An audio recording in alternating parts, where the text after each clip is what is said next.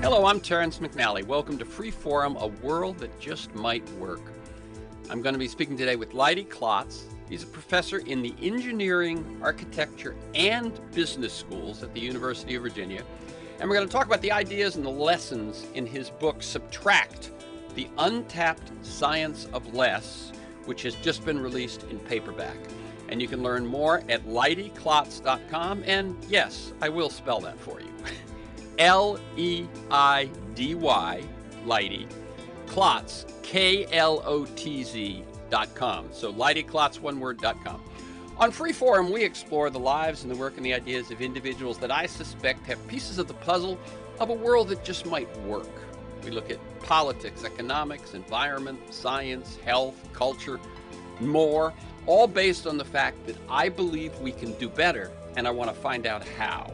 The show airs on KPFK 90.7 FM in LA and on kpfk.org Thursdays at 4 p.m. Pacific. Streams weekly on the Progressive Voices Network on TuneIn.com, and podcasts are available anytime, anywhere on Apple Podcasts, Google Play, most major podcast sites, and at my site, terrencemcnally.net.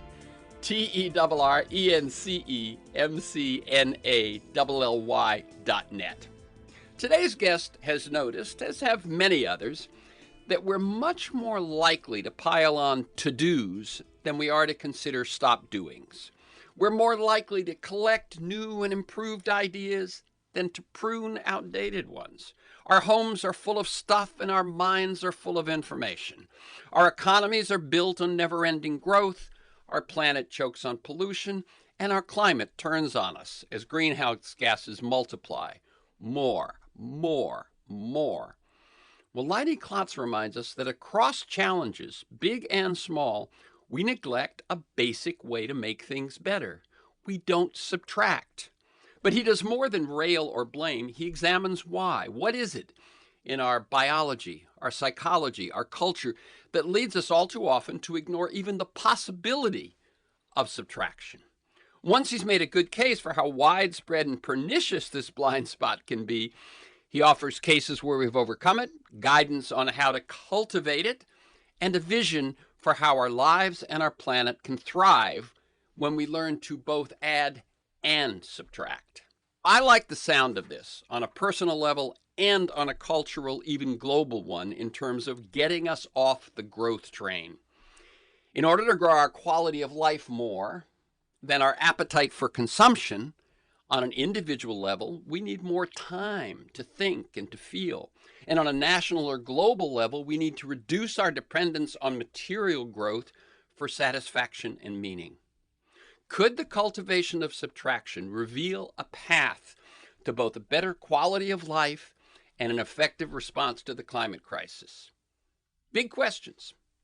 LEIDY KLOTZ is a professor at the University of Virginia, where he directs the university's Convergent Behavioral Science Initiative and is appointed in the schools of engineering, architecture, and business. His research on the science of problem solving has appeared in both Nature and Science, and his book, just released in paperback, Subtract, the Untapped Science of Less. Welcome, LEIDY KLOTZ, to Free Forum, a world that just might work. Thanks for having me, Terrence. It's great to be here, and that was a beautiful intro you just did. Oh, thank you. And let me tell listeners we're recording this conversation Tuesday, April 5th. Now, I like listeners to get a feel for the people behind the work and the ideas that we talk about. So can you tell us a bit about your path to the work you find yourself doing today? And feel free to go way back, mention mentors, turning points, detours, moments of decision, that sort of thing. Okay, I'll do the intro I do when I'm talking to students in my class and helping them understand who I am. But I lived for soccer growing up, so as soon as I could kick a ball, that was my main passion, and that really guided all of my decision making all the way through college. So it affected where I went to college, what I focused on in college, which was soccer, not necessarily academics. So I got good enough grades for my parents to keep supporting my work in college, and I knew that I was gonna eventually not be able to play soccer anymore. I did manage to play professional soccer for a couple seasons after college. I was making $2,000 a month, so it wasn't like I was Lionel Messi, but it was a good post-college job. And where did you do it? Did you do it overseas or the MSL? What did you do? I did it in, it's one league below the Major League Soccer. So I played for the Pittsburgh Riverhounds, and we played some of the MLS teams. We actually did pretty well against them, about 500 record, and traveled around the United States. And yeah, it was great. But I eventually realized this wasn't going to be a career. One memorable moment, I was in the supermarket and I was deciding whether I could buy cheese that week. And that was whether I could afford cheese for my egg and cheese sandwiches. And I was like, this is fine for just me, but when it comes to having a family and some of these other things that I want to accomplish, that's not going to work financially. And I also thought, kind of getting back to the topic of your show, like, how do I contribute to a better world? And certainly, not to say soccer players don't. I think they provide a lot of entertainment value and escape. But, I thought I had skills that I could use to contribute to a better world. So this goes back to when I'm talking to my students, and the point here is that don't stress out so much about what your college major is, because I wasn't even thinking about my career until 2 years after college. But I had majored in civil engineering, and so I got my first job building schools in New Jersey, and I liked it, but it wasn't incredibly meaningful. I had grown up really caring about the environment. My dad's a retired biology professor, and my mom went to college in Vermont in the 70s. So there was a strong environmental ethic growing up, and we kind of understood this interdependence of humans and nature. And so that was always an issue that I cared about, that as I started thinking about how do I want to use my career to make the world a better place, it went in that direction. And I realized that there's so much to be done with the physical things that we make. So, buildings use 40% of the energy in the United States, I think, and maybe globally. Globally, it's even more. So in terms of trying to address climate change, for example, there are huge opportunities in the area that I was already kind of gaining some knowledge in. So at that point, I started merging these ideas. I'll fast forward a little bit here. One of the things that you keep noticing when you're studying these areas is that a lot of times the technologies are there, right? We know how to build net zero energy buildings. That's a feasible thing. That's not physically impossible. A lot of the barriers are mental ones, whether designers thinking of it or implementing it and making it a social norm. Aligning the financial incentives so that people are more willing to invest upfront to get some payback later. And so I got more and more interested in the reasons, these non-engineering reasons why a more sustainable built environment doesn't come about. A fundamental question when we're designing things, arguably the most fundamental, is when we take something and try to change it from how it is to how we want it to be, right? This is whether we're building a building or whether we're trying to create a world that just might work. That's a question that we're asking ourselves, right? And why is it that our first instinct is to think, hey, what can we add? And then what are the consequences of that, right? Is it just that we think of adding first and then think of subtracting, or is it that we think of adding first and then sometimes overlook subtraction entirely? The book is a result of discovering that, hey, sometimes we systematically overlook subtraction. That is, we think of adding, we move on, we don't even consider this basic way to make change. And then that insight, the scientific insight, the book is a way of kind of unpacking that and putting it into the hands of people who can make change in the world with it, describing why this is, for example, and what to do about it. Very good. Let me ask you a question about your path. I'm struck by that you have appointments in 3 different schools, and I heartily approve. I will just share this. I'm a graduate of Harvard from the late 60s, kind of contemporary with what your mother was dealing with in Vermont. The school recently brought in a vice provost to deal with how they're going to deal with climate. Not necessarily from the physical plant standpoint, but in the curriculum and all of that. And so they had us all take a survey. What would you do different? One of my primary things was that problems like climate, problems like inequality, problems like our endangered democracy, three of the critical crises I see us facing, are not going to be solved by thinking of things in discrete departments. I think it's Buckminster Fuller who said nature has no departments. Yeah. My biggest advocacy was to focus on the problem and then approach it interdisciplinarily. You've managed to do that in your career. How'd you do it? I've had supportive colleagues and bosses that have allowed me to focus on the problem. So I want to acknowledge that. And I realize that not all people are as fortunate to have that.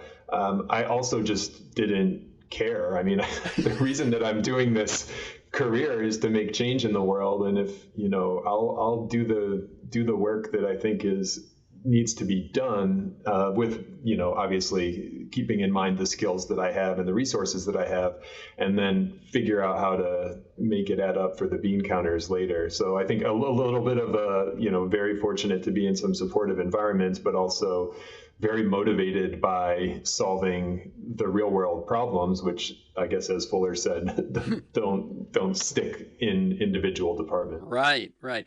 And so you have written another book on soccer. Yeah. But this is the first book that sort of is about your work. How did this book happen? Was there a moment you said, this is the book I got to write? What was the first itch you scratched? That sort of question. The soccer book is about kind of sustainability and systems thinking. So in a lot of ways, the soccer book talks a lot about what we just discussed. But this book, Subtract, I would say if there was a moment where it was like, oh, geez, this is a big idea that is worth the time to write a book, and that is worth not just my time, but people's time to read a book, right? Because I'm asking people to spend 7 hours of their life with this thing. It's probably when I was playing Legos with my son, who was 3 at the time, and we were basically building a bridge when it wasn't level. So if you can imagine an unlevel bridge, it's got one column that was longer than the other. And I turned around to add a block to the shorter column, and I had turned back around, and my son had already removed a block from the longer column. So what happened in that moment was I had always been interested in why are we privileging growth? What about minimalism? What about these kind of elegant designs and all these analogous concepts, but never had really honed in on this fundamental act of subtracting, right? So less is an end state, but subtracting is how we get there. And so that Lego bridge really kicked off the scientific investigation, which then, based on the science that we were finding, kind of led into the book. You write a lot, and I want us to talk a bit about the research you began to do once this question loomed there. And it's an interesting, I think, moment when me, the layperson, can look behind and go, well, what is it they're doing?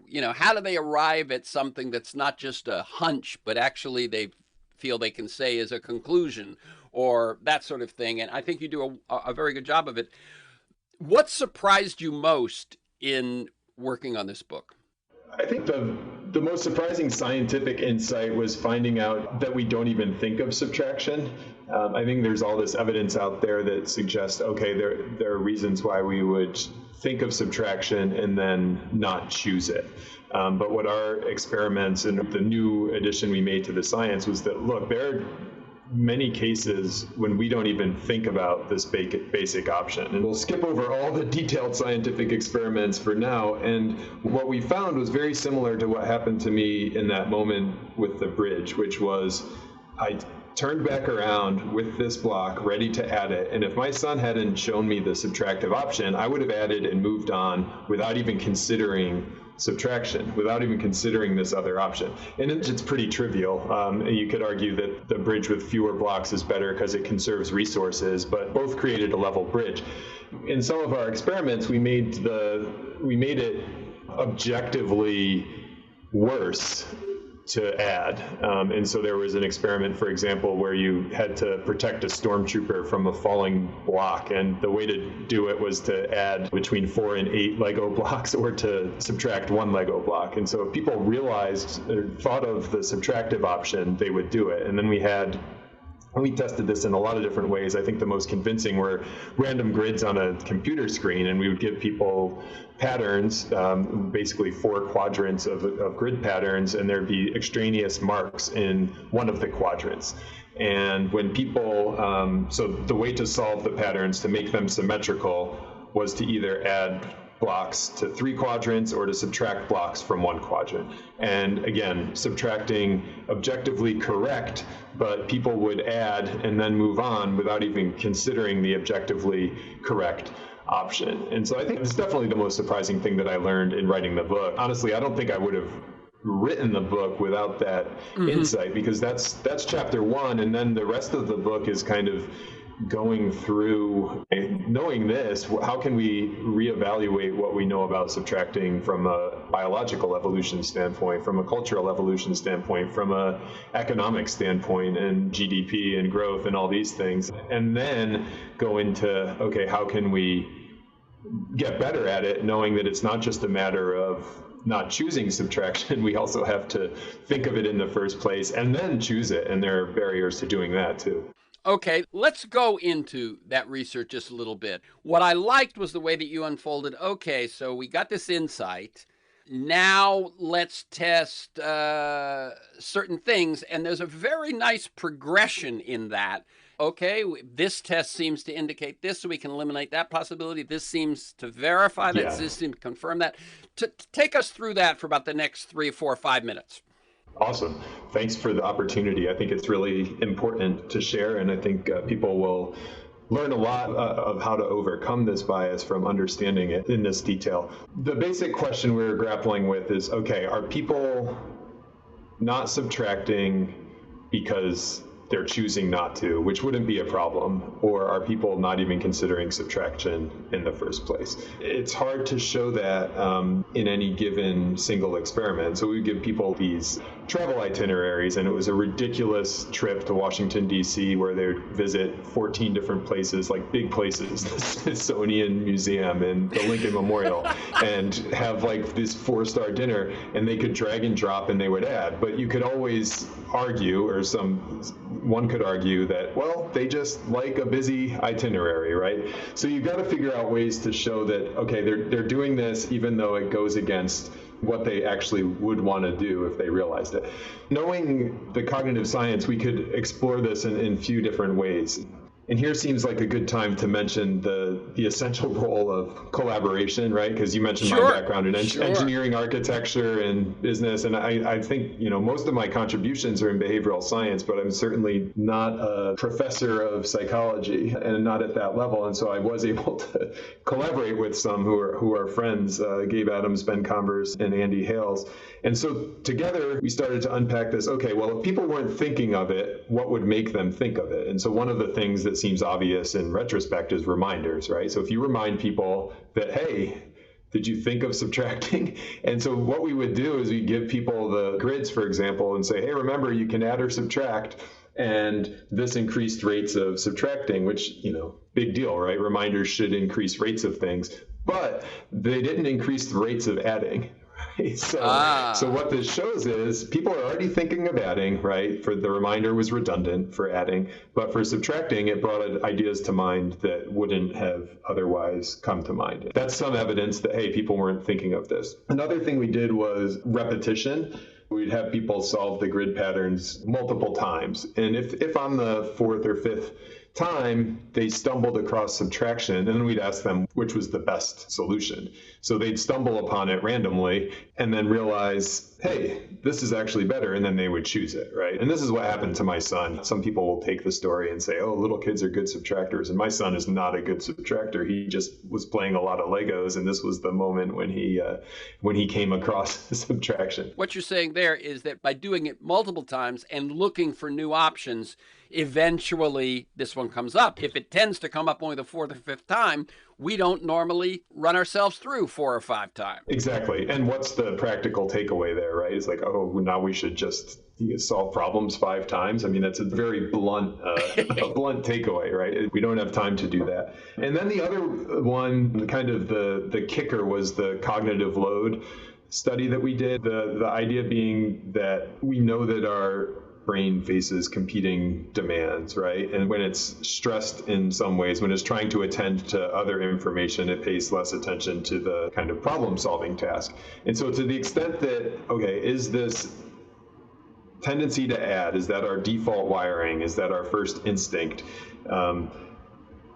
If so, then when we're taxed, when we're under cognitive load, when our mental bandwidth is taken up by something else, then we should be even more likely to add, right? Because we rely even more on our default wiring in those moments. We're basically thinking less. And so the way that you can do that on research studies is one classic way is to give people a scroll of numbers across the bottom of the screen as they're solving the task. So people would be working on that grid task that I just explained, while also looking at this scroll of numbers and pressing an F key every time a 5 went by. So it's the equivalent of texting and driving, right? You're trying to do two things at once.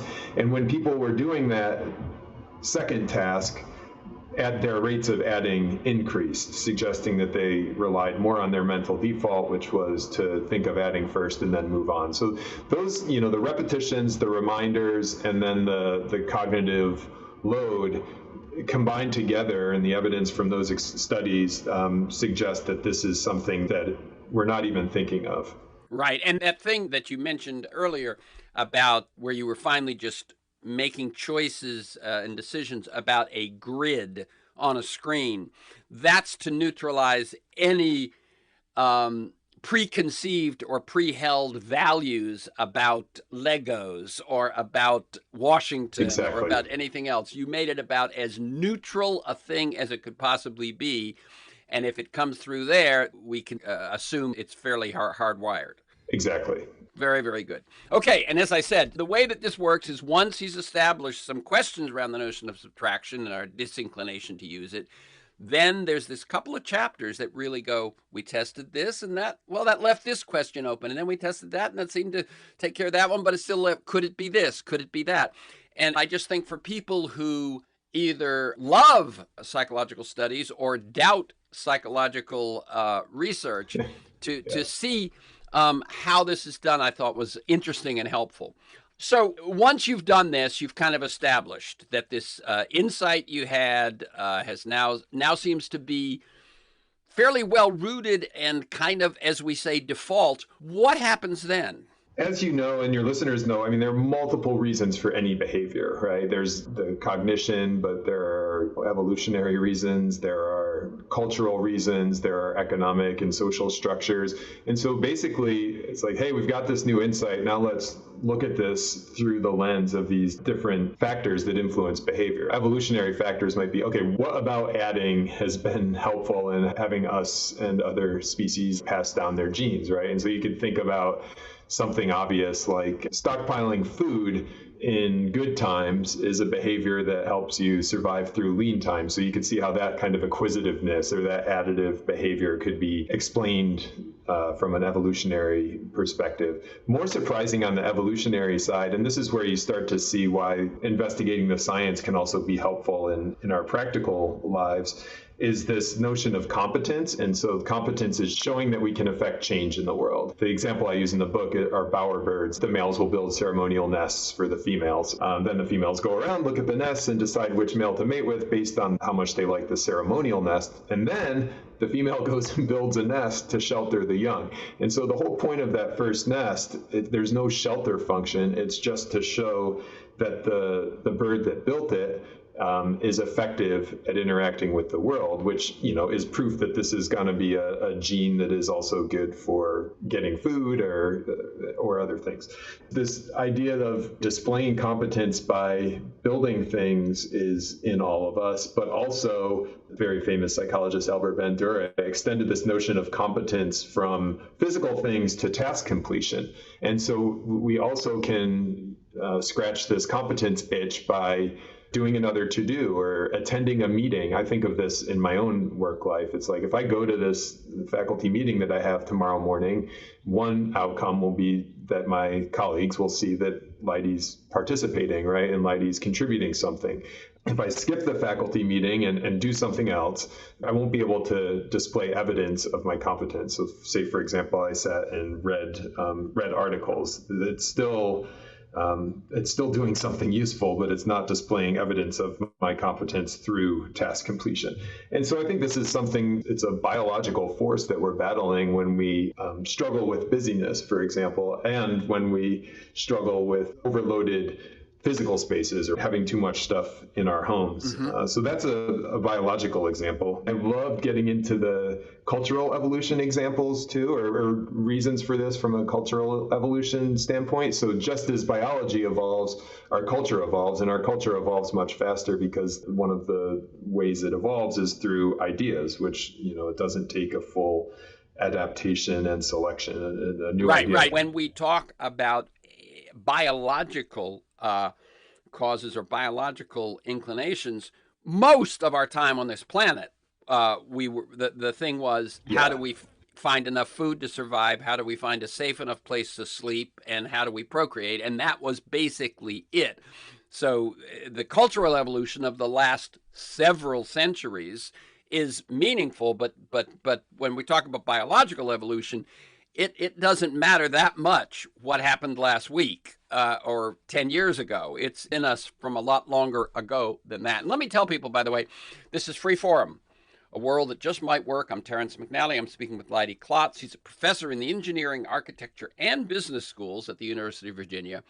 And we're talking about the ideas and the helpful lessons in his book, Subtract, The Untapped Science of Less. You can learn more at LeidyKlotz.com. That's LEIDYKLOTZ.com. Let's talk then about culture. Perfect. Yeah. So biology, we have this long history, and then cultural evolution kind of kicked in about 10,000 years ago, more or less. And the question is, what about our kind of going from bands of hunter-gatherers to the civilizations that we live in now? How might adding have shown itself during that time? And of course, so much of the development of civilization has been additive, right? I mean, when we didn't have roads, when we didn't have cities, the better option, I would argue, was to add them. And so, I've got an example in the book of removing a double-decker freeway in San Francisco to reveal the Embarcadero. Well, when people were starting civilization, that subtractive option was not available to them. And it's the same if you think about this in terms of our schedules or our bureaucracies, right? It's like when you don't have any kind of organizations, there's nothing to prune, there's to make them more streamlined. So one point when you look at this from a cultural evolution standpoint is that for a long time, it's made more sense to add. Another thing that was really surprising to me, and I love big objects. I'm a civil engineer by training. That's why I went into it. I like these large structures.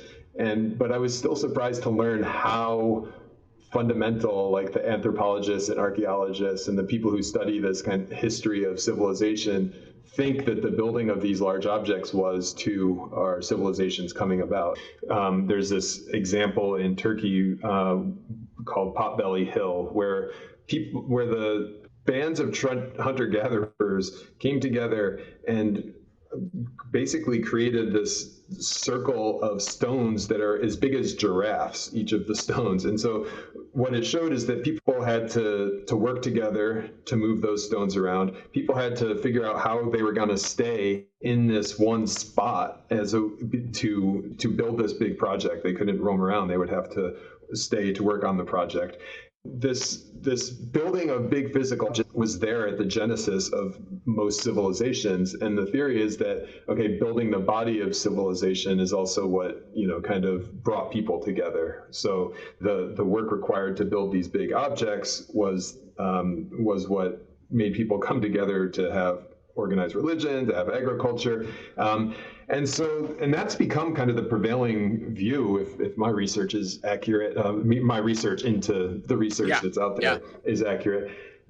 And so what that says is that at the beginning of civilization, all of us kind of share this love for building large things, and we all have all of our civilizations have come from civilizations like that. So in other words, the bands of hunter-gatherers that still remain in the Amazon or a few other places, they have not built those large structures. Once we find the large structures, then we begin to find a more obviously a more stationary way to live, and that demands a lot of other cultural adaptations and. Yeah, and I mean, again, this is there is no single reason, but if we're looking at these forces, if you think of them as biological forces and cultural forces, it's like all of the cultural forces in the history of the dominant civilizations today are, kind of have evolved from this adding right from the beginning. So civilization's been a very additive pursuit. Okay, now you have mostly for good. Yeah.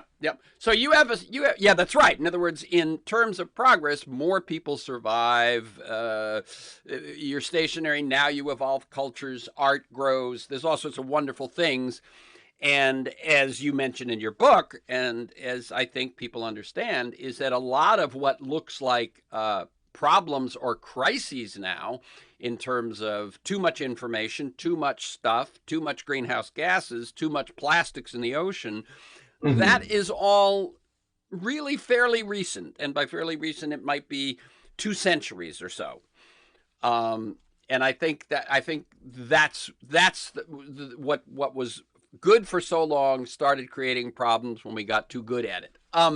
Let's shift now to, we've established that that our default is to add. It's the way our mind seems to work. It's the way our decision making seems to work. It's the way our cultures seem to work. What once you're there, now you've got to begin saying, well, what do we do with this insight? Because I think one of the key insights you say is and this is what you established with some of those early psychological experiments, if we're not even thinking to subtract, we're not even going to that step, then there must be potential positive in doing so. And it's sort of, so how do we begin on an individual and a societal basis to begin to cultivate and take advantage of what we have been ignoring or minimizing? Fair enough? Fair, perfect, and beautiful. I think it's such an important point. I'm not anti-adding, and in fact, if I had to choose one or the other, I'd probably just choose adding. But we don't have to choose, and these are complementary ways to make change. But the real potential is, like you said, it's not just that, okay, here's another way to change. It's also, here's another way to change that we've been overlooking for a long time systematically, which should mean that there's latent potential there. Okay, and so point well made. It is not either or, it is both add and subtract. And as someone who's done improvisational theater, is the key coaching in any improvisational theater, and I would suggest in life, yes and. And one of the things that, of course, we can see in the polarization in our society is this false urge to go either or, when in fact yes and is where the growth is. You make the point that you think what most people really want is infinite progress, not infinite growth, and I think that applies both in our personal lives and societally. How do we begin to move that way on an individual level first? Yeah, so you're listening to this as a start. Seriously, right? I mean, so like the awareness. I mean, one way to think of something more is to be reminded, right? Just as those we had very simple reminders in our study, and that was enough people to consider and then choose back then. So I think this is serving as a reminder. My book hopefully serves as a reminder, and maybe even kind of rearranges your mental furniture a little bit. But I also think it's really important when you're thinking about it, like right now, or right after you listen to this, to think about where you can put these reminders in place so that they're there when you're doing the task. So say, for example, my to-do list that I try to do on a weekly basis. It's like, can I force myself in the process of doing my to-do list? Okay, Leidy, now you have to come up with an equal amount of stop doings, which makes sense, right? Because if you're going to take on 4 new things, you should probably figure out what 4 things you're going to stop doing. But that's a step that at least I had been skipping before. But by forcing that reminder into my regular process, it makes me less likely to systematically overlook subtraction. So I think those reminders are incredibly helpful, but not just, okay, here's a passive reminder, but also can you build reminders into the important decision-making points in your own life? Mm-hmm. I'm going to jump back to one other thing, which is I think I didn't bring you into a couple of more examples of good subtraction. So the one that you mentioned was the Embarcadero. It was a freeway that existed, and as long as it existed, people just took it for granted, even if some people thought that it would be better not there. But it was only because of the earthquake that damaged that freeway that allowed it to actually be subtracted. You can tell that. And then divestment and pocket parks really quickly. Okay. Yeah, the Embarcadero is a great example. I mean, it's a piece of civil infrastructure that existed in San Francisco, this double-decker highway blocking the freeway. And it existed basically since the Eisenhower administration until 1990 or so. And people always questioned, hey, do we really need a freeway here? Would it be better? Would our city be better off with, a clear view of the bay? And then planners studied it and realized that, look, this was doing more harm than good. But they put it to a vote in the city of San Francisco, and it was basically 2-1 against removing this eyesore that was blocking the best part of the city. And the reason was, people were worried about change, and in this case, probably traffic and, how that would affect the rest of the city, and also how people would get to the businesses that were served by the freeway. And so the planners just shelved it and didn't bring it up again, probably never would have if not for the earthquake that happened. This is the earthquake that happened during the World Series and was the most costly earthquake at that time in the United States history, killed 63 people. A lot of those deaths happened in the collapse of a double-decker highway in Oakland, right? Mm-hmm. So this made clear the dangers of having a double-decker highway in an earthquake zone, and it also damaged the Embarcadero part of the highway enough that it had to shut down for a while so people could see how the city operated when the freeway wasn't serving traffic. And still, it was really close. I mean, the Planning Commission didn't have to put it to a public vote, but the Planning Commission only voted 6-5 to remove the freeway.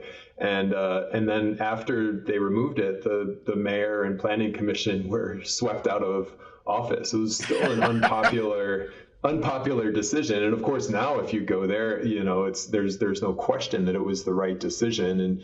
And so what's neat about that example is, okay, even after you think of this, right, because the planners thought of it, and even after you collect evidence, there's still these other forces that prevent us from subtracting. And in this case, like you mentioned, the status quo. It's hard to change from the status quo. And also, and this is in most times a good assumption, is that when something exists, we often assume that there's a good reason for it, right? We think, hey, somebody thought about this double-decker freeway and knows more than I do about how cities work, and so who am I to question it? And I think that's a good kind of mental shortcut to have, but it also works against subtraction. So that's the Embarcadero Freeway example, but it also shows how powerful the subtractions can be. And also, I think one thing that I try to do in the book and in all my teaching is show that this isn't, you think, oh, this is the domain of engineers or city planners, and sure, they have some influence there, but it's really the people who are making these changes. And so Sue Bierman was a neighborhood activist who was really instrumental in having that freeway removed, and she had no formal engineering training. And so I think it also shows that even these really big subtractions can be brought about by individuals working from different working through different channels of power. Okay, the divestment campaign against South Africa. And Yeah, now, I of thought course, that's where you might go with Harvard if they're asking what's the most important thing you can do with climate change. And one of the things that students are now catching on to is divesting from fossil fuels. And so divesting from fossil fuels as it relates to climate change means, okay, we care about climate change as an institution. I'll use the University of Virginia as an example. We're putting up solar panels, we're doing research in clean energy, and our endowment is also invested in fossil fuel companies. And so you're basically kind of propping up the same system that you're fighting against, and then divesting works by subtracting that investment, and obviously you can reinvest it in something else. So it's not as if you're losing the money. And when you subtract that investment, it eases tension in the system. And divestment was incredibly effective in helping bring down apartheid in South Africa. And for a long time, people recognized that apartheid was wrong, of course, and there were people speaking out against it. Musicians demonstrating against it, talking official UN sanctions, things like that. And then, the real kind of nail in the coffin of apartheid came when there started this international divestment campaign, which is like, we are not going to invest anymore in companies that have business operations in South Africa. And so the University of California system pulled its endowment funds out of South Africa, and the state of California followed, and this spread around, and all of a sudden there's a huge amount of money going out of South Africa, and this is money that was kind of propping up this apartheid system. And now you've kind of you're not fighting against this very strong system anymore. You're just trying to bring down a system that has fewer resources. right. Harvard has chosen to divest. They were behind a lot of universities, Yeah. but they have come around. The other thing I would say is that I suppose, to a great extent, the sanctions that are being imposed now on Russia are another big example of subtraction. In other words, one could say we go in and add a no-fly zone, and we go in and bring in our weapons and so Right. on. We've been unwilling to do that for, I think, very rational reasons. But the sanctions are a subtraction, which we assume and we are hoping causes enough pain that it will influence the decision making in the Kremlin. Yeah, certainly. Yep. And I think, divestment is about the grandest example you can have, right? Because you're talking about pulling money out of the entire system, but you can talk about this with individual policies, with other kind of financial mechanisms. So I think it's, as we're trying to change a system, in this case, apartheid, or a system that's contributing to climate change, are there things that we can remove from that system that will move us towards the same goals? And oftentimes, subtracting is about as good as adding in most cases. But the argument in systems is that, all else being equal, subtraction is actually a more powerful way to change the system, because you're relieving tension. You're not just kind of adding another force into the system. You're actually fundamentally relieving tension in the system. So this is using, to some extent, a physical analogy to what is a more qualitative arena, right? But it works. I'm going to jump in and quote a couple of things just because we're getting tight, and I want to make sure I get back to you for the last word. One is, I mentioned pocket parks. If people know, that's where they're in the middle of a city block where there used to be a building, perhaps a derelict building. Instead of replacing it with another building, you leave it open, and the green space of one lot will actually change the feel of a block or a neighborhood. And it's a clear action of subtraction that's somewhat defined by all of what's around it. It's that oasis kind of experience that you create because of that subtraction. You talk about Dana Meadows, who was one of the lead writers of Limits to Growth back in the early 70s. And Limits to Growth obviously is talking about subtraction, but I find that my lesson from her, more than limits, was a systems view. Exactly. And you also point out that that's a crucial piece of all this. And I'm going to throw it to you to talk just a little bit about that after I mention one other person that you talk about, which is Ray Anderson, who Mm-hmm. was had a conversion experience. He was a leader of Interface Flooring, perhaps I think at the time the largest flooring carpeting company in America. And he realized a few things when he read The Ecology of Commerce by Paul Hawken. And what he did was he really, it seems, I thought about it more than just what was in your book, and really thought he really took subtraction to heart. Though his company sold carpets, he began to envision them not as selling rolled up bunches of fabric, but as selling the services carpet supply, which is comfort, warmth, safety, perhaps. And when you begin to think about how you deliver the services people want more than the products, I think that is an opening for subtraction. And from it came the notion of carpet tiles. Carpet tiles we now take for granted, I think, especially in industrial and office situations. But up until carpet tiles, if you stained the carpet or wore the carpet, you had to replace the whole carpet, even the part that sat under the conference table and never showed any wear and tear. When you go to carpet tiles, you replace just the part that's damaged. That's another great deal of subtraction. And then in terms of running his whole company, he realized that anything that was waste was probably waste going in as well as waste coming out. And so you begin to you look for places in your process to reduce the amount of inputs you're putting in, and then you do what's good for the environment, but it also saves you money because you're not creating as much waste. Let's talk. I'm going to throw it back to you. I just wanted to hit those quickly. Let's throw it back to you for what we do in our individual lives. The first thing you said was a stop doing for every to do. Yeah, and even more than that, putting in place these reminders for yourself, so the stop doing for every to do could be your personal list, but it could also be the physical things that you bring into your house.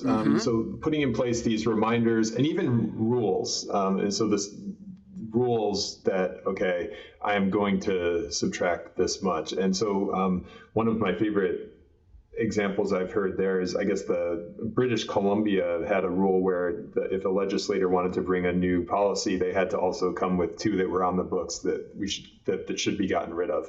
And this is a way to kind of keep our books and balance the books of legislation. And I think that's an example of a rule that it makes it so you can't overlook subtraction as an option. It also kind of prevents this endless march of adding. And then what about on a societal level? Because it does seem to me that if we began to utilize subtraction more often, and it became more of sort of what our mind throws out to us on an individual level, on a company level, on a family level, that the potential for doing it on an economic, society-wide and planet-wide level grows. Your thoughts about the relationship of this blind spot to climate change? Yeah, and this is why I wrote the book. I mean, this is the issue that I care most about, and I think that you've done such a good job leading up to this. Is that okay? We're in the Anthropocene now, right? This is a fancy way of saying that our epoch is defined by the fact that one species, us, is the dominant influence on the planet. So climate change is the most obvious evidence of that, but there are all these other kind of planetary boundaries that we're pushing up against. And, that seems pessimistic or seems depressing when you realize that. And I am depressed by all the news about climate change. But at the same time, it's also really powerful, right? Because if the problem is the behavior of this species, and we're that species, then the solution is in the behavior and the thinking of that species. And at this very basic level, if we can start thinking of more ways to make the world a better place by subtracting, by the very definition of what a subtraction is, we're going to be not just slowing the rate at which we approach those planetary boundaries, we're going to be moving away from them, moving in the right direction. And just something as simple as Ezra's my son's Ezra's bridge, he built that bridge with 2 fewer blocks than I did, right? He's got a block that we could put back into the world and give back to nature. And so I think that it has everything to do with climate change, whether it's thinking about divestment, which people are starting to do, to thinking about pulling CO2 out of the atmosphere as a way to address climate change, which more people are starting to do, but could certainly be talked about more in the general public discussion about this. To everyday things, right, where it's like, okay, how many people think about recycling? Okay, this is a way that I'm going to address climate change, and it basically is this new behavior that you're adding. And I'm definitely keep recycling or start recycling if you're not, but what about reducing, right? What about reducing the amount of stuff that you consume? There's a reason that reduce, reuse, recycle is ordered the way that it is. Because reduce and reuse are preferable to recycling. Recycling is a last resort, and reduce and reuse are more of subtractive options. And remove, you might even put in front of those. So on these kind of like grand societal level, and what we think about in terms of the Anthropocene, how we're cleaning up CO2 emissions, to our own personal environmental behaviors, if we can have a more balanced approach of adding and subtracting, I think that could be very helpful in our Anthropocene epic. Well, also, yeah, I think what you're saying is that as it becomes and as we've seen, in other words, because of the overload of information, we've seen in the work of Cal Newport and the work of Marie Kondo and so on, people are beginning to kind of shift their thinking. Subtraction's becoming trendy and so on. Then the negative feeling that we sort of have as a knee-jerk reaction to subtraction, if that gets modified and it becomes on an equal footing with adding, then the chances of that solution to our pollution and climate change problems becomes more appetizing, more readily accepted, and finally, I think it begins to reveal a new pathway that was not as visible before. Yes. Yeah, we'll have achieved success when subtracting is no longer the counterintuitive hot take, right?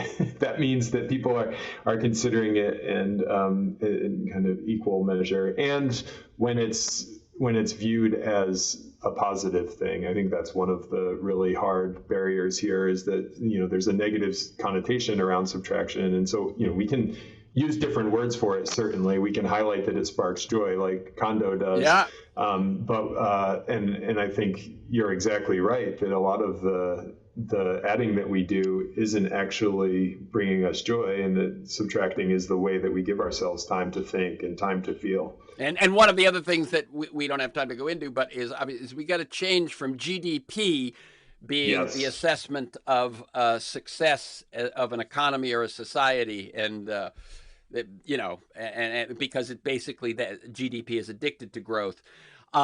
There's a lot in the book. It's very I think easy to read. As I said, it lays out sort of the science of how you can confirm your suspicions about it. It then talks about examples of it at work. It talks about it as in your own life, and the whole thing comes to about 255 pages or something. I would have laughed had this book called Subtract been one of those 500-page tomes. But I highly recommend it because although if you're listening to this show on a regular basis, you go, well, of course we know that, Terrence. That's behind a lot of what you talk about or the guests you have on talk about. It's less obvious than you think. And so the thing of venturing into the book is a way of sort of reminding yourself that this is that there's a challenge here, but that there's a great deal to offer from confronting this challenge. Yeah, that's a really nice way of putting it. I think that the book can help you kind of sell subtraction to other people. So just the way that you did that beautiful oversight of what Ray Anderson did, right? Yeah. And people will always ask me, "Oh, how do you sell subtraction?"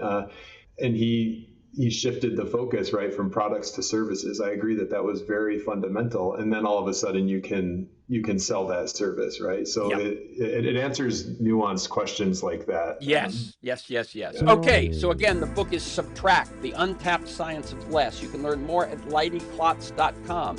Leidy, L-E-I-D-Y, Klotz, K-L-O-T-Z, LeidyKlotz, all one word.com. For this conversation and many other interviews and articles, to join me in pursuit of a world that just might work, go to TerenceMcNally.net, TerenceMcNally, TerenceMcNally.net, or aworldthatjustmightwork.com. They're the same website. If you want to receive my weekly email announcement and who's going to be on, what we're going to talk about, and 10 articles, the relevant, timely, fleshing out the conversation, sign up at my site or email me at temcnally@mac.com.